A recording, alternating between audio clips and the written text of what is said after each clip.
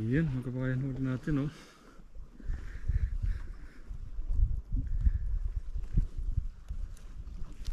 Tingnan nyo ito mga kabayan, ang laki oh. Ang ganda ng huli natin mga kabayan, mackerel yun oh. Isa, 2, 4,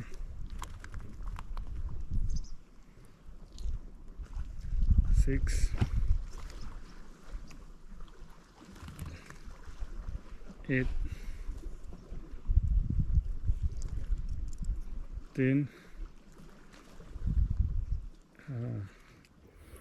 Yan mga kabayan, hindi na rin masama yung ating ano. Nahuli, nakaano tayo mga kabayan, halos mapuno yung ating ano, yung ating lagayan. Naka 24 pieces din tayo mga kabayan. Yan mga kabayan, hindi na masama yung ano, ating fishing mga kabayan.